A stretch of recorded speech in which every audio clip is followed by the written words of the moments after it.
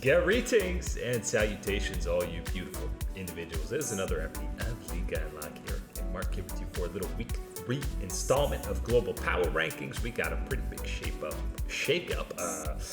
Basically 20 to 3. We'll say about 17 of these squads had something that had some movement on the needle, and we start right at the bottom of this table where two teams going in a different direction. That's D+ and NIP, both in this lower tier Rise group equivalent in the LPL, and NIP has gone 9-1, and D+ are fresh off a loss to the Bros, who, if you recall, gave the DN Freaks their second win of the year recently. So lose to DN Freaks, win versus D+. What does that mean about a squad? I don't want to know what's going on in this loser lower bracket level in the LCK, because we have seen all sorts of things going on down there, and it is stark contrast to what we have seen in that upper level when you're looking at that region.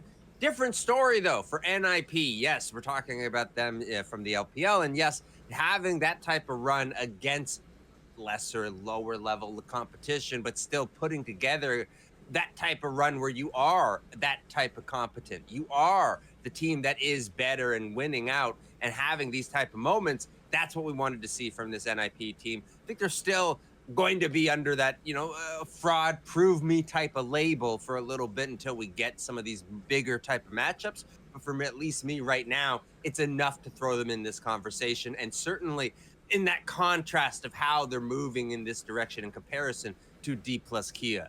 And what a marathon it's been in both the LCK and the LPL, going up against these same 3 to 4 teams over and over again, whether you're on that top or bottom side of these brackets. I think far and away the biggest surprise of the weekend in terms of matchups has got to be the Rebellion, the uprising that's happening in the LTA North. Obviously, the 5 games against Cloud9 for Shopify. And, we had back and forth kind of dominant wins for both of these squads. But you can talk about Cloud9 were massive favorites. They should have come away with it. They did underperform, but let's give some flowers to Shopify, because they absolutely stepped up in this series, and we've been hesitant about them because they were beaten up on some of the lower tier teams, but hey, got it done against the second best team in the league.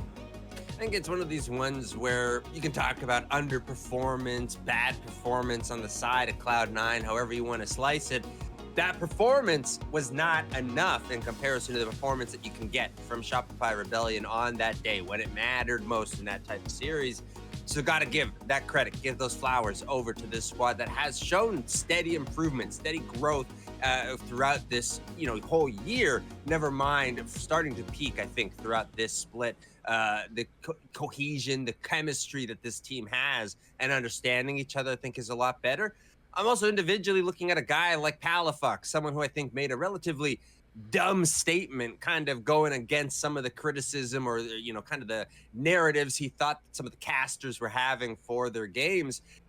I think he's really kind of since then just shut up and produced and given some better performances for his team and for the LTA region. Yeah, and the best way to shut up people criticizing you is to play well, and that's exactly what we got here. Even though Loki had some fantastic series, some games especially early on in this set, but I think Fudge stepped up against Thanatos, who's been dumpstering people throughout, and Bvoy, the bot lane for Shopify, was clearly the better bot lane pretty much throughout this whole series. You're starting to see the positives, the reasons that you could have believed, been an outsider that was taking their chance on a squad like Shopify Rebellion in the LTA, having Fudge be able to play more so like this and extend and be kind of at least a limit test for what you can do in the LTA. Seeing that for this team is great. Bvoy was someone who we know beat out a lot of the expectations that we have had for him since he stepped into the region. So very much so. Happy to see this result for Shopify Rebellion. I think Ludwig and the group are going to be enjoying this one and getting prepped for their next match. And obviously, Shopify and Cloud9, that series, they kind of condensed to be real close now to each other in the standings. First time Shopify's even been on this list. But in between them are two similar squads that I think can level up in their respective regions, and that is KT and Gen.G, and they can level up to maybe being that fourth seed, being a world's representative for the LPL and LCK, but neither squad is at that level right now. No, but they are certainly, it's that soup that you're warming up, and it's just at that point where it's starting to bubble, starting to boil over. It's getting close, and you don't want to let it, I put a lid on it, and then the lid, it steams too much. Oh, you don't want to mess with all that type of stuff. That's what we're dealing with when you're looking at both of these squads with KT and Gen.G. Both of them have the potential to be ready, to be at that level at any moment here, it seems. But for whatever reason, underperformance, the performance of the squads that they are going up against, just how much improvement is necessary to be elite from great. That's the question I think you're looking at a lot with this. A little more so, I think, with Gen.G and that type of conversation. More so with KT, it has been this relentless onslaught of, yes, BDD, top tier performer, but yes, not enough when it comes close to when you're looking at a squad like T1, like a Gen.G, and I guess less so now, but still a Hanwha life. Honestly, these two squads, or squads like them, they might, if they're able to get the Worlds, they're going to be going, man, Worlds is easy. I don't have to match up against Hanwha, Gen.G, or T1 every single series. I get a European and North American team mixed in there. This format's legit easier than the domestic region that they were playing in, which, of course, very different than the LTA and LEC. And speaking of LEC, we had the marquee matchup of the 3-0 Poby era Fnatic going up against G2. That's still a bit of a question mark. We haven't seen much of them. And what did we learn? Well, it looks like G2 has found that playoff form a little bit early, and we're getting Broken Blade punking out some spicy picks. He plays the Kled and the Rek'Sai in this series. This needs to continue for G2. Having Broken Blade be at this type of level, having that champion pool be available to explode, to be difference making for this team is a role I think he has to play for them in order to be a successful G2, a G2 that is meeting the expectations, meeting the conditions that a lot of their fans, a lot of the anybody watching expects to see from them step up to that level. I think you got to see a lot more of that in this matchup against Fnatic. A little bit, maybe some disappointment left over on the Fnatic side, not being quite enough up to the matchup for G2, and G2 that we felt maybe was at a lower level than they actually were heading into this type of matchup, given what we had seen in the past couple of weeks. Opposite directions in a sense going on here just a little bit. Still not, wanting to sell out, oversell on Fnatic in this point. I still think lots of improvement to go and a lot more room left on this road for the team before it becomes that crunch time when we're talking about this performance. Yeah, still, we feel good about 75% of the games that Fnatic has played so far. More excited about that level up out of G2. A couple other LEC squads. Some interesting moments on the Rift over the weekend. Movistar Koi, they have this crazy series against Na'Vi, who all of a sudden level up in that series before slumping right back down to a bottom feeder team. But Larson and the boys looked really good against Koi, even though they lost these games. And I really think this shows the growth of Koi, even though it was a struggle fest to win this series. I think in winter, maybe even early spring, Koi is losing this series, but despite being a little bit off, they kind of go through the mud and come away with the win, and that is some of the growth we've seen from this team. I think that's the right way to approach it, because there's absolutely an avenue where you can step in, be critical, be wanting more from this Movistar Koi team. But I think if you are taking that bigger picture in mind, going from the journey of the beginning of the year, the performance expectations, all sorts of things like that, and checking in with your squad now, yes, this past weekend, I think a lot of that is showing some of the growth that you have seen from this team as a whole unit and individually, and how they're able to play and how they're able to live up to that expectation that is continually growing for them to be one of the top teams, to be one of the teams that pushes your region even further and can hopefully bring back some redemption. I think that's probably the right word to use at this point for the LEC on the international stage, in search of some redemption in a squad like Movistar Koi, showing that growth signs, showing that ability to sort things out, figure things out, problem solve within that game a little bit more so within their skill set, is a sign that I like seeing in the LEC. And you'll see G2 bumps ahead of K-Corp as that highest LEC squad. We kind of talked about that G2 Fnatic head-to-head, but Carmine Corp was a bit perplexing on the weekend. They have such a dominant game one against Vitality. I'm ready to claim this team top of the table in the LEC. Let's see. And they proceed to have some messy play in games 2 and 3. And Vitality, they looked pretty good over the weekend, but just the sheer domination that KC had in game 1 and then following it up with games 2 and 3 was a little bizarre. It was crazy. Certainly one of those type of moments where after that game 1 against Vitality, you're right. I turned my TV off. I went outside for a walk on the weekend type of thing. I missed out. You missed out on a lot of things going on. I mean, respectfully, rightfully so, and good for Vitality, but not what we wanted to be seeing from this Carmine Corp team, and certainly one that I think needs to build that consistency at that top tier, elite level and type of production. We didn't see that, I think, from a lot of avenues of this team. I think even you can go down to our star, Khalees, in the bottom lane. I think that made a couple questionable choices individually that I'd be looking at to tighten up. Especially he was so fed. We're so used to seeing him take over team fights and just the game is done and dusted. But that wasn't the case in these last 2 games against Vitality. Final note on G2. The most impressive part of the 2-0, because again, they win against BDS in pretty dominant fashion as well, is that it wasn't the Cap show. He had a pretty pedestrian by his standards. Yeah, he had some game-winning engages on Annie, but he was like 0-5 at that point. It was the rest of G2 that was really highlighted, which is what we've been calling, screaming for, going back to spring, and especially internationally. Because you don't have any questions about caps when you go to an international event. You don't have any questions about caps when you're thinking about the most crucial, important moments within an LEC split, looking at playoffs, any other type of moments.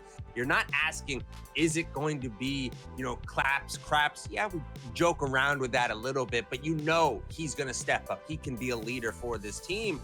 This iteration at G2, the struggle was making sure the surrounding cast was there. Can someone else step up to be that 1B at certain times, in certain games, certain situations that call for it in this type of 1-2, be that excellent elite level team? And I think, again, Broken Blade is the big one that jumps out of the page, but you're right, everybody else, I think, is deserving a little bit of credit and a little bit of recognition for that type of improvement on this team. CFO and FlyQuest ahead of them, both business as usual series wins, and CFO going down 2, FlyQuest staying put is by no means a punishment on either of them. FlyQuest had a dominant series against Team Liquid where you're talking about maybe best case, well, Team Liquid should have won game 2 and maybe we get a 4-game series, but there was never really any doubt that FlyQuest was going to lose this set. It's the ever-going ballerina ballet dance that's going to have to go on with, I think, both of these squads, specifically when we're looking at what type of level, where they are within this power ranking system. Because for FlyQuest, it's about, can you prove, do you have that enough of that faith? They are at the level you believe them to be, despite what you're testing, what your eye, check is against that competition in the LTA. And even on the other side, when you're looking at the Flying Oysters and what they have been able to do, how much respect has the LCP game? How much do you really value them continuing to be at that dominant type of level? That's always going to be the question, I think, for me, when you're looking at both of these squads and how they can improve, how they can impress, and how they can prove to you that within this ranking, when you're talking about this type of territory, can you be the one? Can you make the difference to be within that top 6, top 8, that you are moving through these important rounds at the World Championship? I think both FlyQuest and the Flying Oysters have proven that they are in that conversation, no question. And next on the chopping block for FlyQuest might be a squad like BLG, which seemed locked into top 3, but all of a sudden they've now lost 3 out of their 4 last series. Only win was against a hard-fought series against Weibo. AL has, they've beaten IG. They're kind of looking like they're back on form. So the reason FlyQuest doesn't climb up is because, AL has jumped up and IG, who we'll get to in a little bit, have also climbed up. But BLG now all of a sudden looking like one of the more vulnerable top LPL teams. This feels like a sudden abrupt stop at a stoplight, a stop sign, a biker's not paying attention, not following the rules of the road, a ball bounces in the street and the kid has to run after it, whatever it is. This is that abrupt stop for BLG at this type of moment, those last couple of games in series. that we have seen from them. And it becomes now the extra question and cloud that's going to hang over them, seeing rumors about Shadow and what his position and whether he's still going to be there, whether it needs to be a new jungler coming on through for BLG, for a squad that has the talents of Knight, Bin, Elk, rolling on through. Those are some titans that we're talking about in the respective and the most important positions within the LPL to find it through.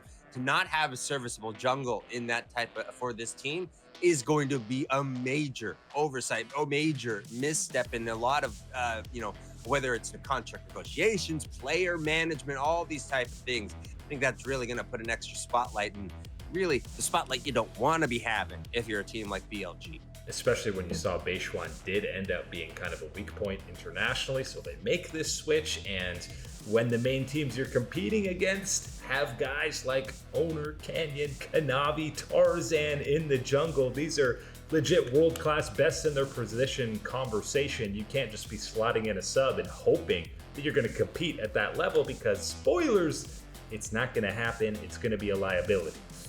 Well, and again, that's impressive, the list that you've already laid out. But what about waiting in the reads? Who's looking to approach up in that type of situation? Inspired, Gen.G. There are amazing guys that are still out there at that type of level. And certainly when you are a squad like BLG and you envision yourself being a contender with the likes of T1, Gen.G's, top eSports, then again, FlyQuest and the CFO, imagining that you're better or in contention with them, having that type of mismatch, having that type of gap within the jungle is going to be a problem. And I think that's a problem that we have talked about and identified, I think, a lot, unfortunately, for BLG.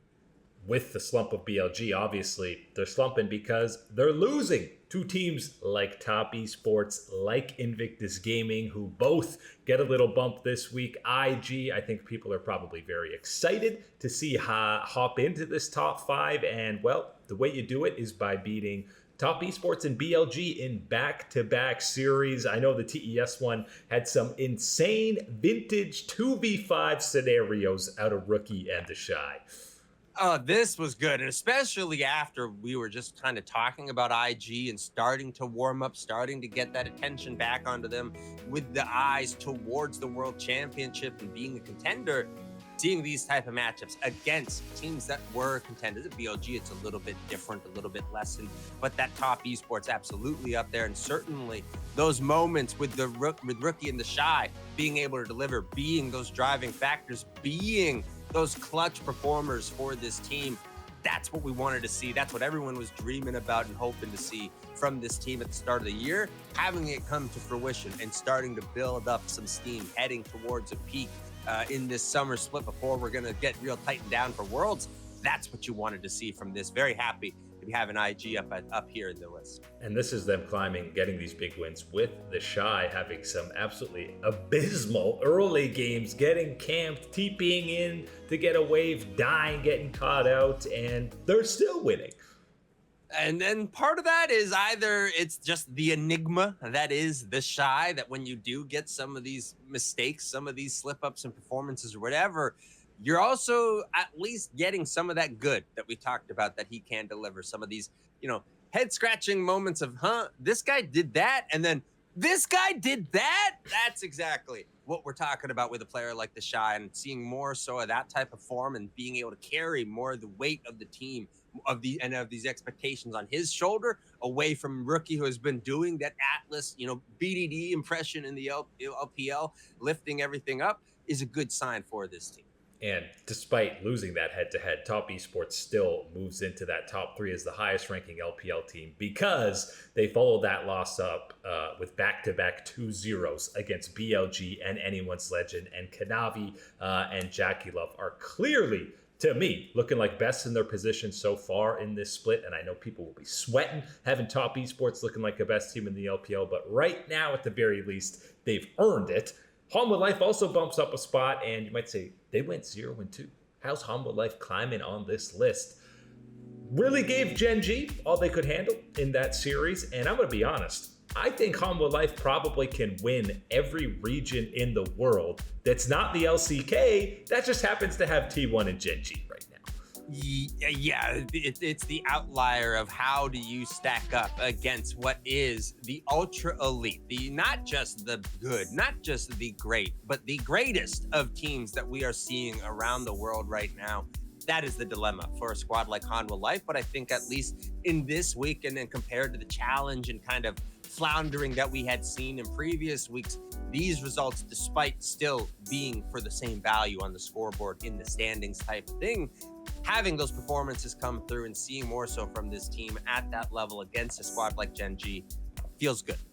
Feels more so validating and reassuring that this is a Hanwha Life that deserves to be in this type of stratosphere, this type of tier of competition. Still understanding, though, that this is where you need to picture the gap between everything, whether even the teams that we have just recently talked about or the teams even further down this list. What is possible and what type of climb is still necessary up the mountain that is where these elite squads are hanging out for the LPL and LCK.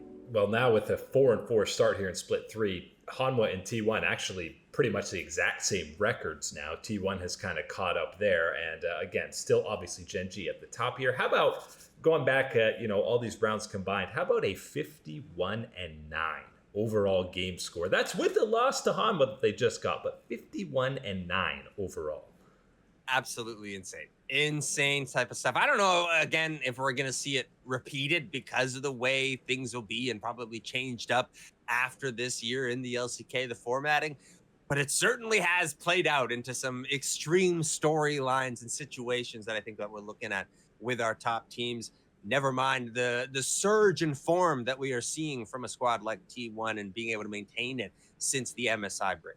That plus 42 game score of Gen.G is legit double the plus 21 that Hanwha Life in second is doing. Double the second best team is absolute lunacy, and we need a whole video just on crazy stats that this Gen.G team has had. But that is it today for League Unlock. Eric and Mark here with you, absolute beauties. Thanks for hanging out as always, and we will catch you on that flippity.